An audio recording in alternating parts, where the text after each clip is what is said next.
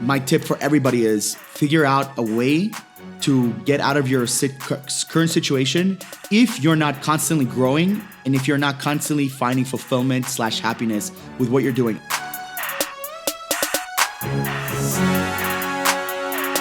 Boom. Episode number 7 of the Higher Fire podcast. This is your host, Mr. Omir Block. I don't even know why I refer myself as that. But guys, this episode is going to be way different than the other episodes that I've done. Usually I've interviewed some of the most successful people that I'm networked with, and I'm going to continue doing that. But I think once or twice a month, I'll just do a recap of some of the cool shit that I've done since I am doing some cool shit, which just so happened to be literally 2 weeks ago. I went to Costa Rica for the first time, and I want to recap my biggest takeaways from that event, some of the best things that I did, some of the most fun things that I did, and some of the, I don't want to say more regrettable things, but more of along the lines of things that I probably wouldn't do or go back to, specifically in Costa Rica. So for those of you who know me or you don't know me, maybe it's your first episode. Again, my name is Omir Block. I am the CEO and founder of Using Fava, where we help businesses scale by finding them remote talent, right? Whether it's appointment setters, sales reps, account managers, media buyers, video editors, graphic designers, you name it, we have placed it. And we are on track to place 250 people this year. We've done close to 100 so far this year, so definitely gonna hit our goal for the month, for the year, and for the month. We're averaging right around 25 to 30 people, but that's not what this episode is about. This episode is about Costa freaking Rica. So, guys, first off, that was my first time ever going to Costa Rica. I've heard great things, honestly. I've heard a lot of good things. I've not heard anybody talk shit about Costa Rica or any negative things about it. I've heard great things about Costa Rica and Puerto Rico and Dominican Republic, some more of the Central America place, which I hope that I'm saying this right because I'm not really sure where Costa Rica is located. I do know that it's above Colombia, which is where I'm at right now. If you're watching the video, I'm in my house in Medellin here. But went to Costa Rica April 6th, and off the bat, I was honestly so excited about it because for the first time in almost 2 years of running Fava, I met one of our team members, Christian Orso, CJO, we like to call him, in person. I've never met anyone from our team in person while starting the business, right? We're running a virtual team. Our business is all about placing virtual remote people. So it was really cool to meet, such a profounding person in the company, again, in person, and that's Christian. So Christian, for those of you who don't know, is the operations manager, and has been helping me build the systems and with recruiting and really basically like a partner in this business for over a year now, right? I did the whole Jordan pitch with him, told him, hey man, look, go all in with me and we're gonna really make this grow. And he's on track to make the most money he's ever made in his entire life, which is amazing. And we're only getting started, right? It's only just the beginning. We're growing slowly but surely. So the first thing, one of the first people that I got to see as I landed in Costa Rica April 6th was him. And it was awesome meeting him. And we actually, as we landed, we actually met up with I want to say 20 or 30 people that were going to the Mastermind. So the reason a lot of us went to Costa Rica, and I would say all of the people we met, was to go to the Rise event that's hosted by Joe Kaplan, his team, Sergio, Mark, Jasmine, shout out to them. They host events twice a year, really massive events, normally outside the country, normally outside the US. They did one in Mexico last year, which was amazing. I freaking loved that event. And this year they did, rock and rolled with it in Costa Rica, which was incredible. So as we got off the plane, I met Christian for the first time ever and met up with 20 other entrepreneurs. Some of them I've never met before, and a lot of them I have met in the past in other events and so on and so forth. So we get to Costa Rica, we drive to this palace, and it's a massive palace. I mean, this is literally a castle. Like this is where if this was around, hundreds of years ago, this is basically where kings and queens used to live. And it's an amazing palace. Shout out to the clever team, Iconic Becker and the rest of them for putting this really together, because honestly, this was one of the best places I've ever stayed in. Not only did we have a sick place and, we had space enough to not just work in our own little room, but the entire palace was massive, right? We had dinners there, and we had the conference and the information and the networking and everything. I mean, there was so much room. I mean, I don't think we saw like 50% of the palace because there's just so much to do at all times. Amazing view. Like we had breakfast was within an amazing view. You could go work out and we went to the gym a few times and like working out and seeing the entire island and just the coast. It was just amazing. So off the bat, we get to the palace and it's just like, it mind blows me. I'm like, holy shit, how did we one up what we did in Mexico last year in 2021? And they did it. They literally upped the setting like immediately off the bat. So what I want to go over was some of the biggest takeaways from the event. And for me, it's the same thing. I've actually been preaching this for a long time. And it's because we are in the virtual business, right? A lot of you guys run marketing agencies. A lot of you guys run e-com stores. A lot of you guys run whatever businesses. A lot of it is online. So a lot of times you don't meet your employees. You don't meet your clients. You don't meet, you network all through Zoom. And it's great. And you're able to do that. And you can make millions, if not 8 and 9 figures doing that. But I do think the in-person masterminds, that shaking people's hands, connecting with people, going out with people, having drinks, eating dinner, eating lunch, in person is a different energy. The partnerships that you can create, the value that you can gather in exchange in person is so different than it is just doing it virtually. So my biggest takeaway, and this has been my biggest takeaway every time I go to these events, is to network more, to literally go out there and shake more hands. I actually make fun of it. I have this funny quote. It's like, I want to go out there and shake more hands and kiss more babies, right? And basically it's what politicians do, right? They shake hands and kiss babies. I don't want to be anything like a politician, but I do want to network and shake people's hands. So one of my biggest takeaways is to continue investing into these masterminds, right? That's the first thing, is to shake everybody's hands. I made a freaking promise to myself to introduce myself to every person and to get to know them a little bit. I know I did that way better with some people. And if I didn't do that with you, I'm sorry, but I know I did my absolute best with putting myself out there as much as possible, shooting a lot of content, and making myself a point of emphasis for people to talk to, right? The biggest reason is because I've been connected with Joel and Sergio and the rest of the team for years now. I've worked with Joel for, over 3 years. So it was kind of easy, gave me a lot of good shout outs, which is amazing. But also, even if they didn't give me that, I still wanted to make sure I'm networking with everybody, make sure I know what their business is about, where they're trying to head to, some of their struggles. And then maybe in the future, whether it's now, maybe it's this year, maybe it's next year, they'll eventually need to hire someone. And I want us to be the first person they think of when they go hiring. That's the ultimate goal. And the way you do that is by you provide value to these people. Like, I am such a curious person about where this person's from, what are they about, what are their goals, what are they trying to do with their business, what's their ultimate plan? Do they want to continue running what they're running now? Do they want to sell? Do they want to continue expanding? Like, what is the ultimate goal? Way more than just because I want to find out, do they want to hire people? I actually don't care. I think my business is tricky because anybody can go out there and hire anyone. So for me, it's about really just developing a relationship that's going to sustain for years to come. Because sometimes some of my best referrals came from non-clients, came from people that just know me. And they're like, yo, man, even though I'm not working with you, I know someone that needs to get hiring.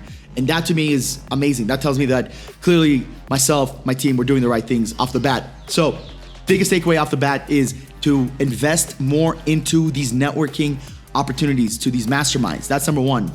The second takeaway, I absolutely say this all the time, and it really cemented in my head, is to take away 1 or 2 actionable things from each event that you can execute on the same day of the event. I'll say that one more time. Take away 1 or 2 actionable steps that you can execute at the day of the event. And literally the same day you can hear it, boom, you're gonna execute that as soon as the event is done, or even during the event. And for me, right, which was my next takeaway, so my third takeaway now, is our onboarding process. We have now completely revamped our entire onboarding process when it comes to getting new clients in and getting them a placement. We're actually doing hands-on onboarding with every single person, literally walking them step by step of how to onboard someone, do the live onboarding with them, create the roadmap, how this person is going to get paid, how this person is going to get a raise, all the stuff that you can think of in onboarding. We're going to literally do this live with every single client. Yeah, I know it's going to take a lot of time, but off the bat, we're going to spend a lot of time with everybody that's coming our way. And I literally changed that up over the weekend. I literally started building the presentation, started putting notes on, and I started talking to my team about what this is going to look like. And I got that not necessarily from the event, but shout out to Esteban on this one.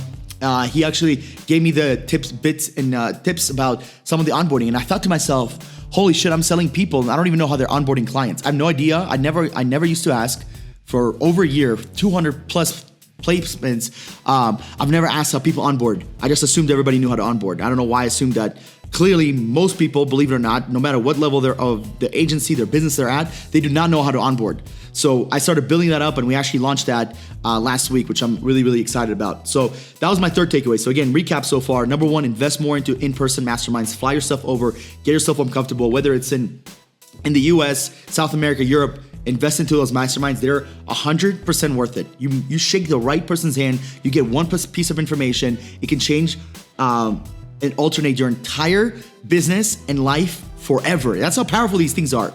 Number two is to take one or two actionable steps that you can literally execute on at the event or the day of or within the next couple of days, right? Sometimes the events get a little crazy. And number three for me was the onboarding, right? Revamping our entire onboarding process and giving the people that are trusting us with not just the recruiting and hiring process, but also onboarding. Such a key component of the business is to onboard people the right way, get them cemented to the culture, make them fall in love with the people they're working with, the people they're working for, the process, and so on and so forth. That's like so important to me. And I think a lot of people skip on that, and I don't know why.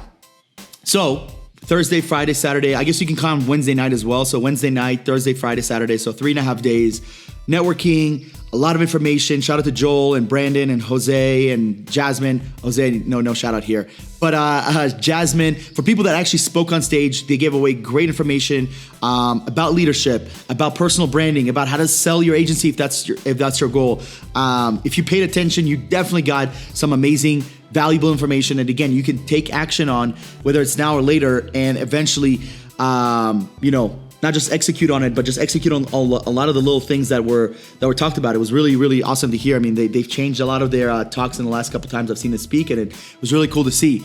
So once the event ended, the one thing that I wish we did more of was I wish that we got to explore more of Costa Rica with the people at the event. And I felt like we were only there for 4 days. We really we went out a couple times, but we never really got to explore. Thankfully, myself, Christian, David and Eric, who are two of my friends, also two of my clients, we stayed in this really nice hotel / Airbnb. You can say it's more of an Airbnb. It was a 3-bedroom place right in front of the beach. So we had a beach view every single morning, and we actually got to explore Costa Rica a little bit. Now, most of us, myself, Eric and Christian, we worked throughout the week. We actually had a really big week. So did Eric, and we actually worked. David went surfing. Believe it or not, David's actually one of the biggest baller friends I have, doing over $500,000 a month in revenue, which is absolutely insane. Which includes actually ad spend, and it's not all for revenue. But either way, he actually works 20 to 30 hours a week. Has one of the most baller agencies ever. Doesn't spend a lot of times with clients.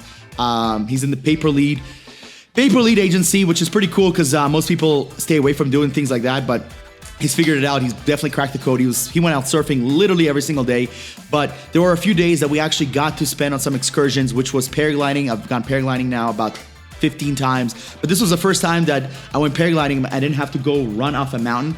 You just, they tie you basically up to a car, and the car starts driving slowly. And then the parachute, as you start running, the parachute opens up, and then the car starts driving faster and faster. And then you go in the air and you're basically flying. We did that. All of us did that. That was super fun.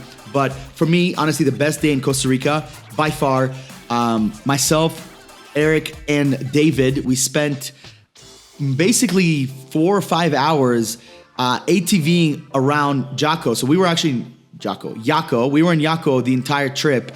So we actually went ATVing on a Saturday. This was the day before we left. So we were there for 2 weeks. This was the day before we left. Everybody departed. 3 of us went back to Medellin, and then Christian went back to the US.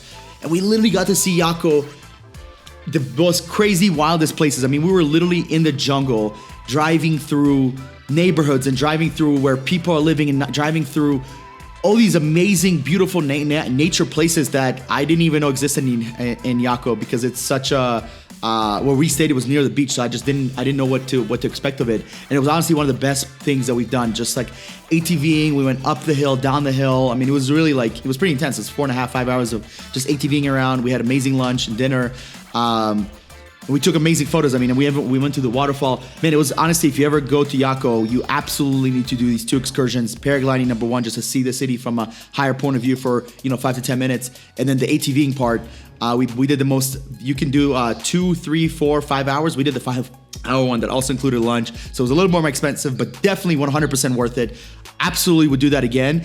That being said, if I ever go back to Costa Rica, I would never go back I'll take that back. I would not go back to Yaco. Number one, because I've already been there and I feel like I explored most of it. And number two, I felt like it was a place that once you see once, it's not a place that you want to see again. When we went out, we saw a lot of people that I wouldn't want to be around. A lot of the locals there kind of sketched me out. A lot freaked me out. They were very nice people. Don't get me wrong, but I didn't feel safe. There was a few people that, got robbed in our group, and it was just a place that I'm like, all right, cool. I crossed this off that list. I do recommend going there with a group. I would never go there by myself or with like a girlfriend or with whoever, just one person. I would go there with a group, and I would not stay there for more. I think it's a perfect place to stay for a weekend, like 3-4 days max, and then go explore the other part of Costa Rica, which I've heard way better things about. So I don't want to talk shit about Yaco. If you're going to Yaco, go to Yaco. Just be careful because there are places and things that you don't want to be you don't want to be around after a certain time, so keep that in mind. But yeah, I mean, overall it was actually a really great experience, man. I really love it. That said, every time I travel to South America or different places in South America, I've only been to a few so far. I've been to Aruba, which is almost doesn't count. Been to Mexico. I was there for about 3 weeks, and then I was in Costa Rica now. And I'm planning on going to Argentina, I'm planning on going to Brazil, planning on going to Peru, and a few other places in South America. But so far, Medellin still is the best place I've ever been to. It's still a place that I want to live in. It's still a place that I feel like it's just my place. I don't know what it is. I will make a separate podcast about this in the near future about how I moved here, how I ended up here, because that is a funny story. Because I had literally no intentions of ever coming to Medellin. Or at least for a long time. I wanted to go to Southeast Asia and Europe for the longest time, ever since I started making some good money in terms of being able to travel. So South America was not on my list whatsoever. So it's really funny how I ended up here. And it's even funnier how I lived in some of the best places in the US, like Atlanta, like Boulder / I guess you can say Boulder. I never lived in Denver, but close enough to Denver. In San Diego, I even spent a lot of time in Miami, like a total of like 2 to 3 months in Miami at some points. So I've been all over some of the best places in the US, and I still believe in my heart that Medellin, Colombia is the best place for me to live as a dude that just, I don't know. I'm going to make a video about this, guys. Do not worry. But anyway, so Costa Rica, super successful event. Best part about it, honestly, for me, not just networking, but we also gained a few clients, more than a few. We gained like 5 clients total from that event, which was ROI positive. I'm about to make these clients that trusted in us, their life significantly easier, find them amazing hirings, and people that are going to stay with them for the long run. And guys, I'm just so excited because some of these people that I've partnered up with are just going to be they're going to change the industry, right, for the better. They have such big goals, and I always tell them on sales calls, I'm like, man, a lot of these people I've met in person, I'm telling them, if I can just find them the right culture fit, someone that just wants to hustle and grind and just feels like the right hiring, man, they're gonna love working with these clients because these clients are amazing people. They genuinely care about themselves. They genuinely care about what their purpose is, right? Their own clients. So it's just cool because I get to connect great with great. I mean, come on, who does not get fired up about that? So really excited about the clients that we signed up over the last couple weeks. Really excited about traveling to Costa Rica. Really excited about, I'm actually going to Cartagena for the first time with my girl next Thursday. I'm really excited about that first time going there. And just life is good, guys. Life is good. And my last tip, if you've watched this far, is if you have the opportunity to get out of your comfort zone and travel to a warmer place, travel to a place that already has some of the connections that you've created over the last couple of years on Facebook, on Twitter, on Instagram, do it. That's literally do it. I mean, if I can go back to 2018, or if I can go back, I mean, honestly, one of the biggest mistakes I've ever made in my life, and I don't regret shit. I mean, obviously I'm living a good life, but if I can go back to 2017, right, which was a year before my whole life changed, I wish I could have joined Marcos, my mentor, in building the agency with him from the start, because I didn't believe myself. I feel like I wasn't ready. I didn't have enough money saved up. I didn't want to leech on him. I just didn't trust it. I didn't trust myself. But I wish I took that leap of faith in 2017 and just said, fuck everything. I'm gonna move to Colorado and figure it out. And I didn't. But man, if I did, life would be so crazy right now. I'd probably have a lot more money than I have right now. But either way, obviously it worked out. And my tip for everybody is figure out a way to get out of your current situation if you're not constantly growing And if you're not constantly finding fulfillment/happiness with what you're doing, I really believe changing your scenery, especially if you live in cold areas. I will never live in a cold place again for a long time unless I'm going snowboarding or there's a crazy accident that happened in my life or someone close to me. That's the only way I would ever live in a cold place. What you guys see right now in Medellin is like this 24/7. The only thing in Medellin that is kind of annoying, I guess, at times it does rain. Right now we're in the rainy season, so every single day there's about a 2 to 3 hour period of just straight rain. The rest of the days it looks like this. It's warm. It never gets cold. It's always between the 65 to 80 degrees. Yeah, I absolutely love living here. So I'm going to make a separate video about this in the future. Guys, thank you so much for tuning in. Episode 7, Higher Fire, Costa Rica recap, biggest takeaways, and see you all next week.